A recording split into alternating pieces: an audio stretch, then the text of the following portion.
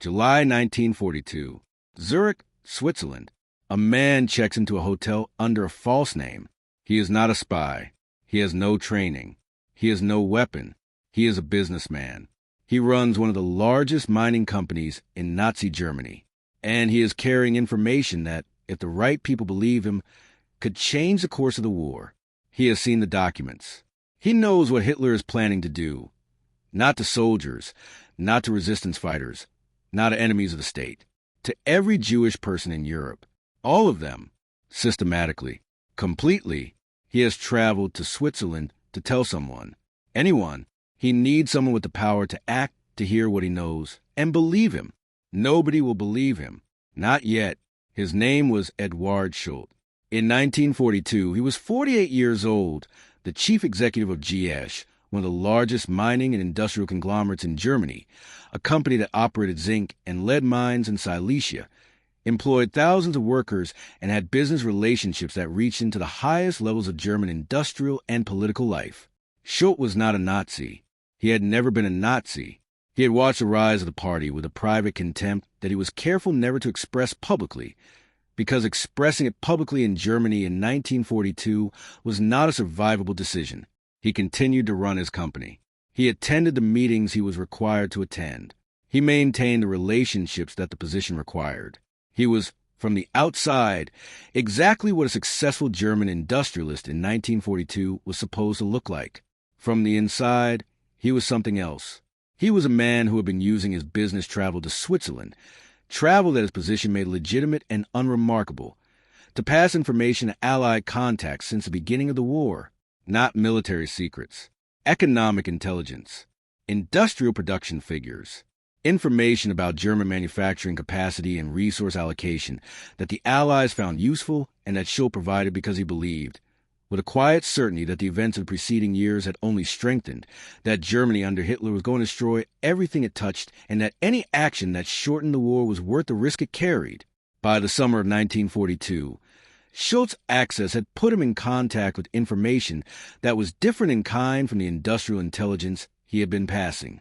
Different not in its source or its format, but in what it described.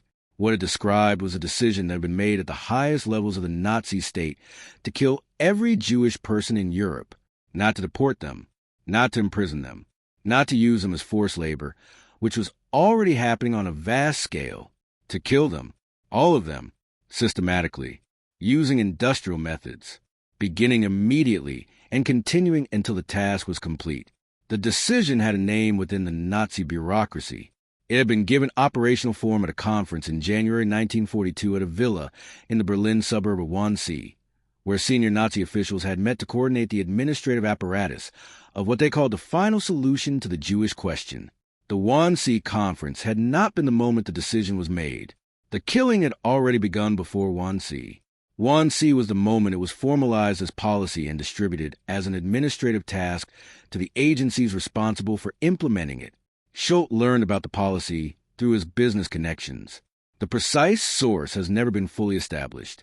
He had contacts at senior levels of the German government, contacts maintained through the legitimate business relationships of his position, contacts who spoke in his presence with a frankness that reflected their assumption that a man of his standing was one of them.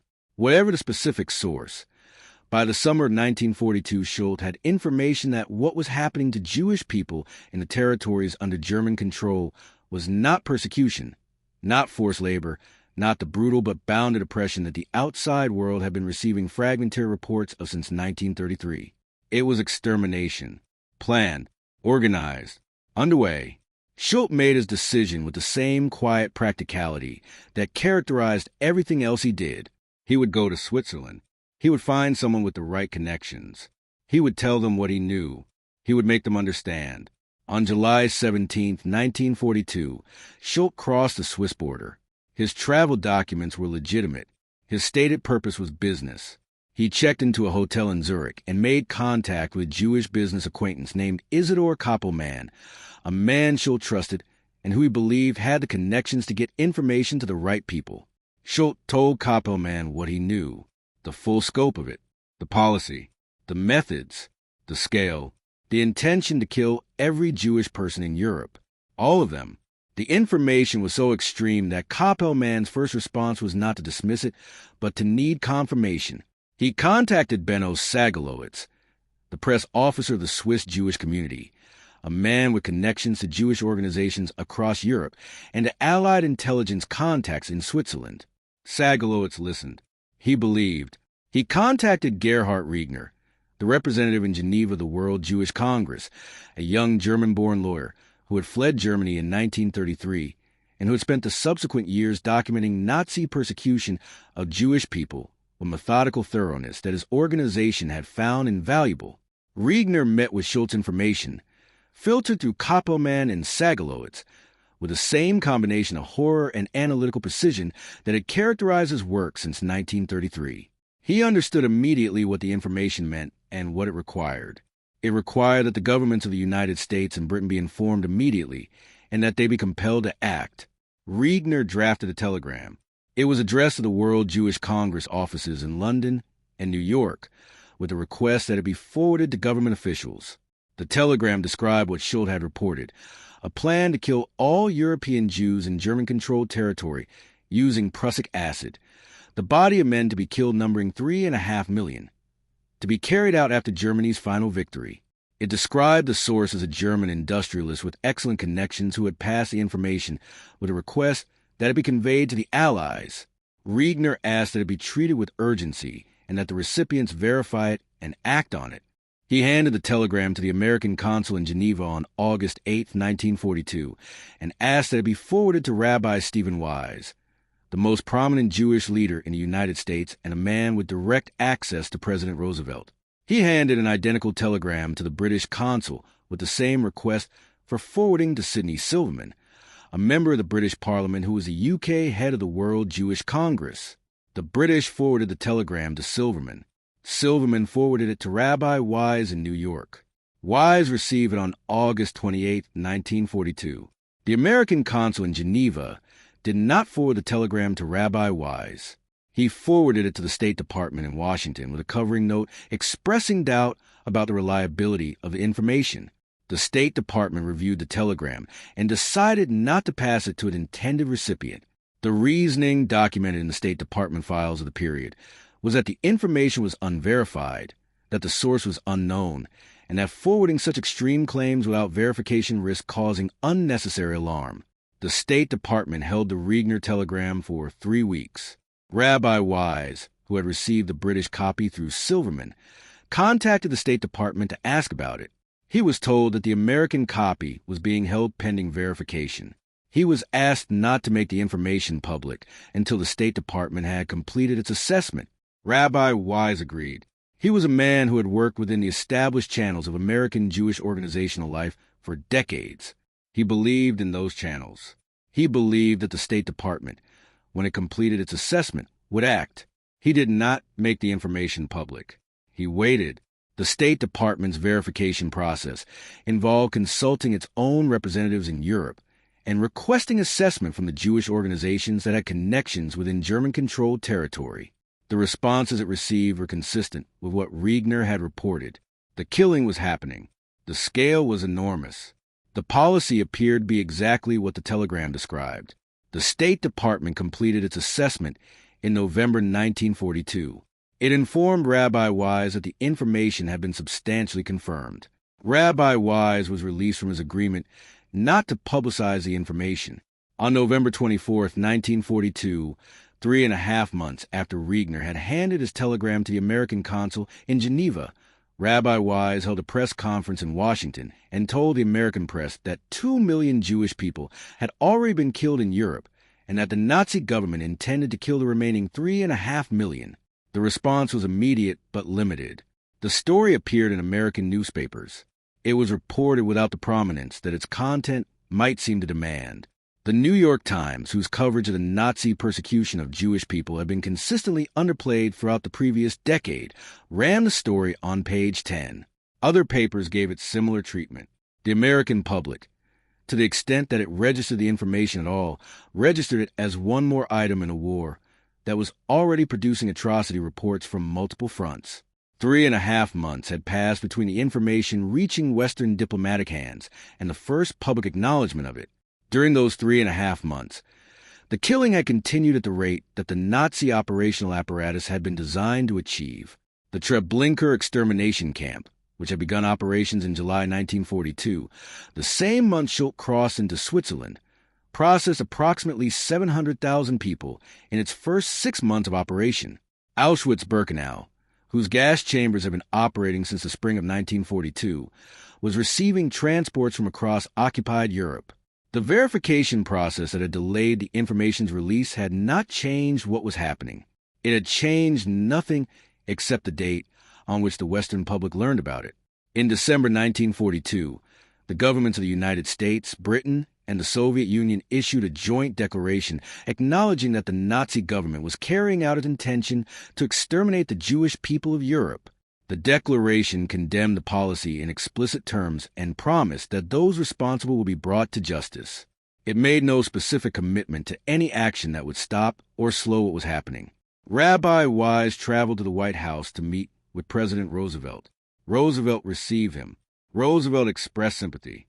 Roosevelt made no commitment to specific action. The priority of the American government in December 1942 was winning the war. The fastest way to stop the killing of Jewish people in Europe was to defeat Germany. Any action that diverted resources from that objective was, in the administration's assessment, counterproductive. This argument was not without logic. It was also not without consequences for the people dying in the camps while the argument was being made. Eduard Schulte, whose information had set all of this in motion, did not know what had happened to it after he crossed back into Germany from Switzerland in the summer of 1942. He had not given Koppelmann his name. He had asked that the source be protected. He continued to run his company. He continued to attend the meetings. He continued to appear from the outside to be exactly what a successful German industrialist in 1942 was supposed to look like. He made additional trips to Switzerland in the months that followed. He passed additional information. He learned, through channels that the historical record does not fully describe, that the information he had provided in July had reached Allied governments. He did not learn until much later what those governments had done with it. In early 1943, the Gestapo began investigating Schulte. The investigation was not specifically related to his Switzerland contacts. It was connected to other aspects of his activities that had attracted attention. The precise trigger for the investigation has not been definitively established in the surviving records. What the investigation meant for Schulte was that remaining in Germany was no longer survivable. In January 1943, Schulte crossed into Switzerland and did not go back. He spent the remainder of the war in Switzerland, in a condition that combined physical safety with practical difficulty. He was a German national in a neutral country during wartime, without his position, without most of his assets, without the professional identity that had defined his life for 2 decades. The Swiss authorities tolerated his presence. They did not make it comfortable. After the war, Schulte's situation became more complicated rather than less. Germany, which was attempting to reconstruct itself from the ruins of the Nazi period, did not immediately recognize the men who had worked against the regime from within. The category of the internal resistor, the man who had stayed in place and used his position to pass information to the enemy, was not a straightforwardly heroic category in the post-war German self-understanding. Some such men were recognized.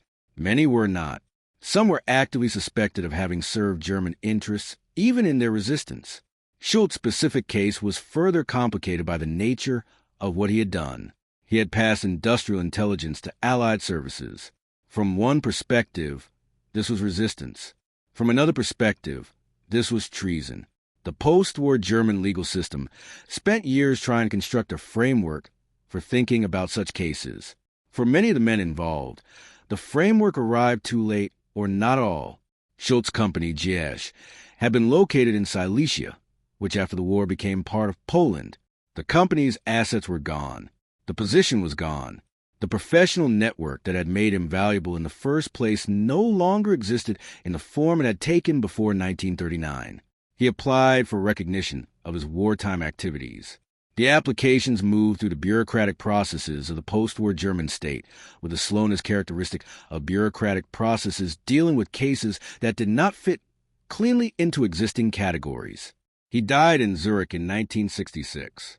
He was 72 years old. He had received some recognition from German and Israeli organizations in his final years, enough to establish a record of what he had done, not enough to constitute the kind of formal acknowledgement that the scale of his contribution might seem to warrant. The Yad Vashem Holocaust Memorial in Israel recognized Schulte's contribution to the historical record. His name appears in the scholarly literature on the Allied response to the Holocaust, the body of work that has examined, in increasing detail since the 1970s, the question of what the Western governments knew about the final solution, when they knew it, and what they did or did not do with what they knew. That scholarship has reached conclusions that are uncomfortable for the governments it examines. The Regner telegram arrived in August 1942. It described, with substantial accuracy, a policy that was already underway and would continue for 3 more years. The governments that received it verified it, delayed it, and ultimately acknowledged it in terms that committed them to no specific action beyond a promise of post-war justice. The people dying in Auschwitz and Treblinka and Sobibor and Belzec and Chelmno and Majdanek did not know about the telegram. They did not know that a German businessman had risked his life to get the information out, that a young lawyer in Geneva had drafted it into a diplomatic cable, that governments in Washington and London had received it, verified it, and responded to it in the way they responded. The policy continued. The camps continued. The trains continued. The killing continued for 3 more years after Regner handed his telegram to the American consul on a summer morning in Geneva. 6 million people died. The Wannsee Conference had lasted 90 minutes. The men at the table had gone to lunch afterward. The minutes of the meeting, which survived the war in the files of one of the participants and were discovered by American investigators in 1947, show the discussion proceeding with the administrative tidiness of men solving a logistical problem they had already decided to solve. Eduard Schulte had seen the shape of that problem in the summer of 1942 and had done what he could with what he had. He had crossed into Switzerland. He had told someone. He had asked for it to be passed to people with the power to act. The people with the power to act had verified the information and had not acted in a way that stopped what was happening. This is not a story about a failure of intelligence. The intelligence was clear. This is not a story about a failure of communication. The communication reached its intended recipients. This is a story about what governments do when they have accurate information about something so extreme that the available responses all seem inadequate. The available responses in 1942 were inadequate. They were also not nothing. The bombing of the rail lines leading to Auschwitz, which Jewish organizations requested repeatedly, and which the Allied air forces declined to do on operational grounds that historians have disputed ever since, was one response that was available and not taken. The opening of immigration channels to allow Jewish people to flee German-controlled territory, which was requested and declined on the grounds of wartime security concerns and immigration quotas that predated the war, was another. The public naming and shaming of specific Nazi officials responsible for the killing, which psychological warfare experts within the Allied governments argued might have some deterrent effect, was a third. None of these responses were taken in time to matter for the people dying in the camps in 1942 and 1943 and 1944. The war ended in May 1945. The camps were liberated as Allied armies advanced. The killing stopped when the Nazi state that had organized it was destroyed. Schulte had tried to start that destruction earlier, not by himself. He understood that he could not do it by himself, by getting the information to the people who could, if they chose to, do something about it. They chose to win the war. The war ended when it ended. The killing stopped when the killing stopped. Eduard Schulte checked into a hotel in Zurich in July 1942 and told a man he trusted what he had learned. The information traveled from that conversation to a telegram, to a diplomatic pouch, to a government office, to a press conference, to the front pages of newspapers around the world. It took 3.5 months. At the end of that 3.5 months, the world knew what was happening. The world had always been going to know eventually. Schulte made it happen sooner. Whether sooner mattered, whether the 3.5 months made a difference to anything that would otherwise have been different, is a question that the historical record does not answer cleanly. 3.5 months in 1942 and 1943 was a very long time in the camps. He died in Zurich in 1966 without having received the recognition that the full scope of what he had done warranted. His name was not widely known. The telegram he had set in motion was better known than he was, named for the man who had drafted it rather than the man who had provided the information it contained. The man who had provided the information had not wanted his name attached to it. He had asked that the source be protected. He had understood, in the summer of 1942, that a man in his position who was known to have passed this information to the Allies would not survive the knowledge becoming public. He survived anyway, not because he was not suspected, because he left before the suspicion became conclusive. He spent the rest of his life in Zurich. He did not become famous. He did not write a memoir. He gave occasional interviews in his later years to researchers who had pieced together the story from the archival record. He said, in one of those interviews, that he had done what anyone in his position should have done. He said this without irony and without false modesty. He had seen something. He had told someone. That was what you did. That was what he did. The world did not believe him quickly enough. The world believed him eventually.